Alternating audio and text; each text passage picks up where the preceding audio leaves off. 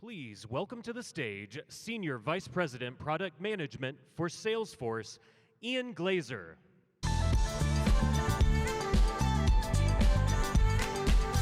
Hey everybody. I am deeply realizing a mistake I just made, which is that I left my phone backstage where Rachel is right now. So have pity on me if you see me in a middle seat. It is such an honor to be back.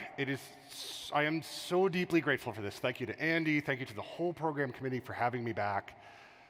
Normally, when I'm on stage, I'm wearing my ID Pro hat. I'm talking about the amazing things that the org has done. Don't worry, we're doing that tomorrow. I'm coming with some friends to talk about all the awesome. But today I get to represent my day job as a Salesforce employee.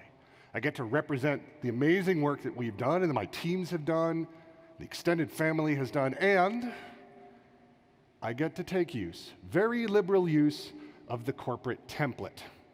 So Salesforce is a really different kind of company, and it shows up in a lot of different ways. Our stance on social issues, our values, and yes, that squirrel-like thing is Astro. Astro is one of our mascots. They're one of our first mascots, in fact, and let's get a couple things out of the way. Yes, Salesforce has mascots. They have their own backstories, they have their own pronouns. No, they do not all wear pants. Let's just move on. So today's talk is about our journey towards complete customer MFA. There's two words of importance here. The first off is customer. This is a story about how we required our customers to use MFA on every login to all of our products. So this is not about our workforce. A couple years ago, we got 95% of all of our employees enrolled in MFA in under 48 hours, along with all the apps. Different talk, different day. The other part of this that's important is this is a journey. I'm going to talk to you more about what the team did and learned, because I think there are actually takeaways for every organization who's just trying to do anything, frankly, in identity of scale. And scale is relative. So I think there are takeaways for everybody in this. So, on to the journey. It starts around the fall of 2019. At this time, our CISO makes a pretty simple to say, hard to do pronouncement. He says, in roughly 3 months, every one of our 10 business units, what we call clouds, are going to adopt a new, unreleased MFA service, an internal service to up-level everybody's capabilities. Cool. And then in a year's time, all of our customers are going to use MFA for every login. Okay, to recap, 100% service adoption in 3 months, 100% user adoption of our customers who pay us. We're going to change the behavior and the ceremonies of their login, and possibly even the technologies, in 1 year. All of them. Now, you're probably saying, oh, geez, what a low bar. Like, come on, why couldn't the CISO do something hard? Oh, no, actually what you're saying to yourself is what I said, which is, holy crap, this is insane. Like, my reaction to this was as, well, honestly, most 5-year-olds. Like, I stomped my foot, I pulled the covers over my head, and I'm like, look, if the monsters cannot see me, they cannot get me. So if I just ignore the CISO, I don't know how, if I just ignore the CISO, like, this somehow isn't gonna, like, come to fruition. I know, it's a super mature response. I've worked on it for a long time. And then the problem is, came to learn that the CISO committed this to the board. Okay, but that's not as bad because both of our CEOs, we have 2 CEOs and their characters, were, quote, expecting this to happen. So my choice in saying I'm going to ignore this quickly went away. All right, put yourself in my shoes. What is literally the first thing you do if you get this decree after you stomp your feet and hide? Shout it out. Come on, night owners, get loud. What do you do? What do you do? Update your resume. Good, Greg. What else? What else? It's actually not a bad call, but the actual right thing you do is you hire a writer. You hire the best tech writer you can possibly find. Why? Because in the second and third acts, you're going to need to communicate a ton of things to people that don't normally do identity stuff. And you're going to need time for that person to come up to speed. So right now, go hire a writer. While you are at it, probably a good idea to get a data person. If you're going to say, well, I need to achieve 100% of customer MFA adoption across 10 different product lines and umpteen different products, you're going to want to slice and dice your actual data. You're going to want to know, hey, in this region, in this industry, we're not getting great adoption. We need some traction here. We need more people to do more call downs and call customers. Or we could say, look, let's give kudos to this cloud because they've actually hit their numbers. So you need a data person. Okay, got that, check. Next, you're probably gonna do what I did, which is, okay, gonna need a program. We're gonna need some help. We're gonna need to programatize this. And we did that. We actually staffed the MFA program, and it is still staffed, with non-identity people. I will tell you that this made me very, very nervous. I thought this was gonna be a real detriment to the program. I was worried that my teams were gonna spend all of their time talking about the basics of identity and MFA and SSO to the program team and not doing the real work. Now, I was right. My team did spend that time, did have those conversations, but I was wrong. You see, all of those conversations were foreshadowing of the conversations we needed to have with our customers. And so that was the work to be done. That was crucially important. So having a program team that is staffed with non-identity people, that's a feature. That's not a bug to run a really successful program. Okay, so we've got our writer, we got our data person, we got the program in place. Next up. It's roughly Q4 for Salesforce. And we needed to get all of the general managers of our lines of business, all of our clouds, aligned and going on this new program. So we needed to show up in Q4 to people that run billion-dollar businesses and be like, yeah, so those revenue targets, good, yeah, do that. Also, you have to adopt a new MFA service and you gotta get everyone to use it like right now. That is not an easy message to deliver. And needless to say, there was some resistance. Here's the thing though, we had a secret weapon. Trust is our #1 value at Salesforce, and it has always been throughout the 20+ years of our company. And because the MFA work was trust work, it basically goes to the front of the line in terms of things that have to get done.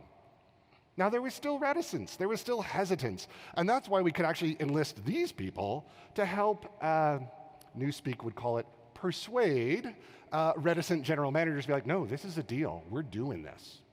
So finding those people, finding those high-ranking stakeholders, and using them where you need, where you need a persuader. So let's imagine now that we've got the lines of business aligned, we've got to figure out how to maintain and how to monitor our progress, right? Because this is going to take years, and we're going to need to measure ourselves across that time period. Now, the way we did it at Salesforce is we used something called the V2 MOM. V2 MOM stands for visions, values, methods, obstacles, and measures. Essentially, it is where do you want to go? What's important to you in that journey? What are the steps you're going to take to get there? What are the obstacles you expect to face? What are those roadblocks? And then how are you going to evaluate your own progress? V2 MOM is baked into the DNA of Salesforce. It is both a cultural norm and an operational norm. We literally run the company using V2 MOMs. And if you do anything of any size, you write a V2 MOM. In fact, we ask every employee to write one. We often will write two. I write a personal one. What does Ian want to achieve this year? And then I write one for my team and my program. What do we want to achieve in the year? So we co-opted these norms to actually maintain the alignment. And it's really powerful. Don't try to invent something new. Co-opt what your organization already is accustomed to. It's right about this time that I make one of many blunders. Sorry, I learned something. Yeah, Newspeak, it gets all confusing. So we had just launched the new shared MFA service. It is an MVP release. The team busted their butts to get it out the door. I was thrilled. And I wanted to send a note to upper execs to get them to pile on with kudos and be like, yeah, way to go. And my boss stopped me. And he pointed out something pretty straightforward, which is that we had literally 0 adoption. Now, instead of getting all those pile-ons of kudos, I found myself in front of the CISO getting piled on for missing features and slipping a delivery date. It was an awesome time, yeah. But here's what I lost sight of, or maybe learned, is to upper execs, Delivery of a service without adoption is the same thing as no delivery. Don't bother them with this because they don't care. They want to see the outcomes. And as much as you want to celebrate the team, this is an immovable truth. Meanwhile, the team itself was learning kind of an important lesson. So it's February about 2020. We have no cloud adoption of the new MFA service. That's looking up. And we're getting data back from the different clouds about the existent use of MFA or SSO, and the data is spotty at best, and it's not pretty. And what became eminently clear was we were in no position to achieve this plan. There was no way we were going to be in a position to drive customer adoption, and at this point, a year's time. So we had to replan.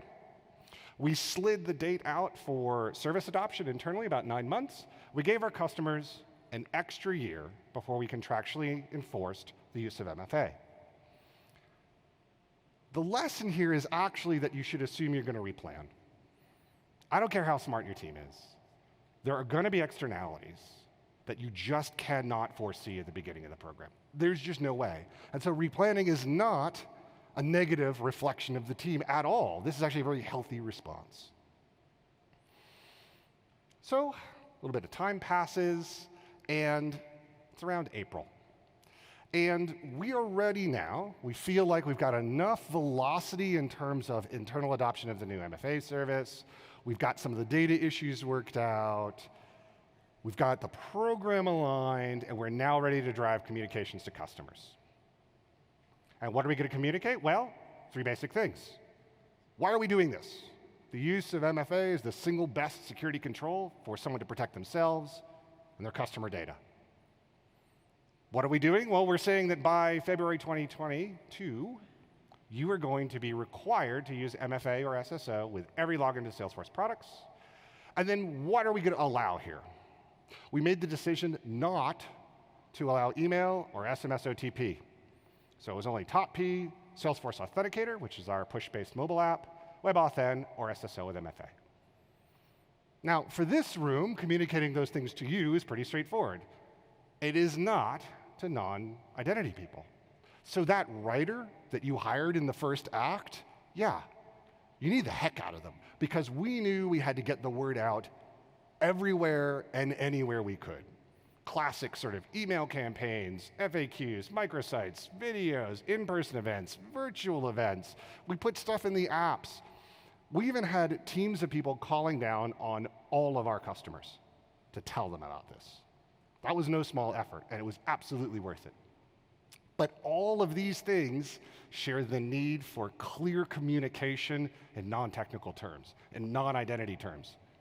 And so our writer really was the star of this show, along with the people carrying the message. And just as importantly, we listened back for the response. We opened up a forum inside of our, what we call our Trailblazer community, where people could post questions and give us feedback. Our customer success group was meeting with customers all around the world, hearing about their concerns, taking their feedback, dealing with escalations, and analyzing their sentiment. And we were reporting all of this upwards to upper execs. Now, it's right about this time we were due for a wobbler. You may ask, the hell's a wobbler? Okay, so at Salesforce, we do a series of leadership training classes. All of them have a business simulation in them. You and your table mates essentially run a fictitious company, and you make resource allocation decisions, and you deal with other decisions you need to make as the executives of this fictitious company. And you compete with one another, and it's super, super fun. They all have the concept of a wobbler, an externality that absolutely comes in and kicks your business plan square in the pants. And it can knock a first-place team out of contention entirely. So culturally, you can say, like, we were doing okay, then we got that wobbler. This wobbler was first observed by the CISO. Oh, goody. See, we were communicating this. Come February 1, 2022, you needed to use MFA or SSO for every login to Salesforce. Despite having one of his most trusted deputies in the steering committee of the program, despite being in multiple executive briefings, he thought we were saying MFA with SSO, MFA or SSO with MFA. Oops. Clarification had to be made. There was no turning back. We were going to have to start communicating this. And so we did. We went back through all of those channels. We clarified our messaging, the requirement of MFA or SSO with MFA. And it was a clarification to our messaging, but from our customer's perspective, we moved the goalposts. Our writer had a very bad week. Our customer success teams that were talking to customers, they had bad weeks. My teams had to revise roadmap to pull forward instrumentation to see what was going on in upstream authentication events. It was a real challenge. We eroded trust. We could have done better. And now a word from me. So, hey, are you like me? Are you just trying to make the internet just slightly better? And, you're thwarted because you're kind of an SP in most relationships, but you have literally no insight into what the hell is happening upstream at the IDP of how that user got authenticated. And then people are like, oh, Ian, calm down. You're being dramatic, because there's standards and that fixes everything, like authent context and AMR claim. But then you actually look at what you're getting and the data's not always there. And if it is, it's really inconsistent. Isn't that a bummer? Wouldn't it be great if we all just use standards in a standards way and we can make this guy proud? Just gratuitous picture of my dog. I just had to do it. But here's the deal. This isn't sexy. I know it's not sexy. But what you see scrolling on the right is just a little sampling of the meager number of AMR claims that I saw over the last 3 months. Not individually, my teams. The number one value we saw here was blank, way far and away. So please, look, I know Salesforce needs to do better as an IDP to provide this context when we act as an IDP. But if you own an IDP, if you own an IDaaS, please include this kind of information by default. And I can't see, I'm looking for Pam, and I just need her help on this one. Okay, I see Pam. The semantics of these things, yeah, the definitions you can look up in this spec. The semantics of the ordering and what this means is impossible to understand, and we could do better with our standards here. Okay, rant aside. At this point, we've now been making some traction. We've been rolling out the MFA program, and we are getting feedback from CISOs who are loving it because we gave them an excuse. We gave them an excuse to go big with MFA in their organization. They're like, look, Salesforce is a big part of what we do. This is a great reason for us to expand our use of MFA. Rock on. But we also met with easily an equal number of people saying, I've got hard use cases. I've got third-party admins who maintain Salesforce for me, and I can't necessarily get MFA in their hands easily. We're using robotic process automation and UX test suites. They're touching customer data. They look like regular users, but those kinds of systems really don't work well with MFA. It's really hard to get Selenium to use MFA. It's kind of scary. So we had to find flexible ways to meet their needs, meet them where they are, right? We can't just say, nope, too bad. So we had to figure out some creative ways of meeting those folks. At the same time, our ISVs and our OEMs, they have special relationships with both our customers, our mutual customers, and Salesforce. And they too had some challenging use cases. And I think the lesson here is that you're going to have edge cases no matter how smart your team is. Don't let that get you down. That's not a negative reflection of what you're doing. But you've got to have the flexibility and you've got to have the empathy to meet them where they are. And that also means you're going to need executive support to do that, right? You need that fabric of trust to say, I'm going to meet you where you are in this tough use case. I'm going to push myself to innovate more, and I need you to help come along with me too. Things are going great, relatively speaking. And yeah, so how many people know the people that run DNS in their companies? Show of hands. Good. For the rest of you, go find them. Bring whiskey and chocolate and aspirin. DNS is hard. And if DNS goes squirrely, it has a ridiculously large blast area. Salesforce had a DNS-related outage that took out access to the MFA service, which means people couldn't log into our products. A couple weeks later, the MFA service itself had a regional failover problem. A regional failover process actually didn't fail in a way we predicted. We dusted ourselves off. Obviously, we recovered. We learned where weaknesses were, where there were different kind of threats. We strengthen our products. We strengthen ourselves as teams. But the lesson here is this. If you think things are going well, this guy is going to show up because the universe, it just has a sense of humor where it really likes to mess with you. You should expect it. So where are we today? Today, we ended the fiscal year in February. It's our fiscal year. And what we saw was really two kinds of tenants in our products. We saw our large tenants, say 100, 500 and above type users, really high SSO penetration, awesome. Really low percentage of admin or privileged users, that's also good. And here we're talking thousands, tens of thousands of tenants. But then our smaller tenants, that less than 100 user count tenant, really not very great SSO or MFA penetration. And a high number of percentage-wise privileged and admin users. So there's risk living there. And we're talking about tens and hundreds of thousands of tenants. We have tried every trick imaginable to do outreach, and so what we recognized was if we want to address the long tail, essentially, of MFA, we were going to have to focus on these folks in a different way. We were going to have to find automation solutions to do this, essentially ways to turn on MFA in some sort of automated fashion. But if we have learned nothing from The Lord of the Rings, you don't just turn on MFA and run. I mean, unless you take Greg's advice and you update your resume, turn on MFA and run. This is what my teams are focused on right now, trying to figure out ways to slowly rise the tide so that we can actually float all of these smaller tenant boats. We can ease them into using MFA in an empathetic way. Meet them with empathy, meet them with flexibility. So as I stand here today, I've learned a lot. I've grown a lot. And one of the ways that's happened is I actually really like the 100% goal. Would I have wanted the CISO to deliver it in a different manner? Yeah, for sure. But here's the thing. We ended the fiscal year with roughly 80% of our monthly active users either using MFA or SSO. Yeah, thank you. Thank you. It's actually not about that. It's that if we didn't have the 100% goal, we'd be like, all right, nice. Good job, everybody. Let's go on to something else. But because we have that 100% goal, and I know it sounds dumb, but because we have that as the goal, we are forcing ourselves to innovate in how we talk to our customers, how we do outreach, how we add different kinds of technologies to automate other modalities of MFA. Without that 100% goal, we would have thrown the party and walked away, right? Gotten the t-shirt and been like, yeah, good job, everybody. But I really like this, right? I like that North Star.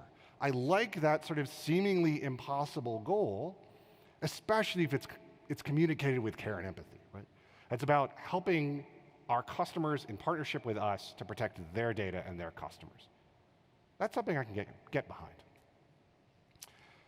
So here's the thing. We started in 2019. It's been a long time. Relatively speaking, we're coming up on 3 years of the program. And we often need to pause and remind ourselves of how we did in that journey. At the end of the fiscal year, we had approximately 14 million monthly active users using MFA or SSO. That was a significant growth year over year. We expect to see even more the following year. And from a purely sort of on-paper perspective, the business perspective, that's resume building work. I tell the teams this all the time, which is the work they have done is rolled out MFA to the entire customer base of a $200 billion company. That's amazing. But that 14 million people, there's a knock-on effect, which is kind of interesting. You see, that 14 million people, the ceremonies in their daily lives in a professional setting include MFA. They are, in some regards, habituated to it. Now, I know that all not 14 million of them are going to go off and use it everywhere, but a healthy portion will. And a portion of them are going to help their families do it. And so that habituation of a new kind of ceremony, one that is more secure, one that provides greater defense from people like Rachel, that's really powerful stuff from an identity practitioner's perspective, right? That knock-on effect And I think each of you probably has a taste of it in your own settings. That knock-on effect, that's what makes this journey actually worthwhile. Thank you so much, everybody.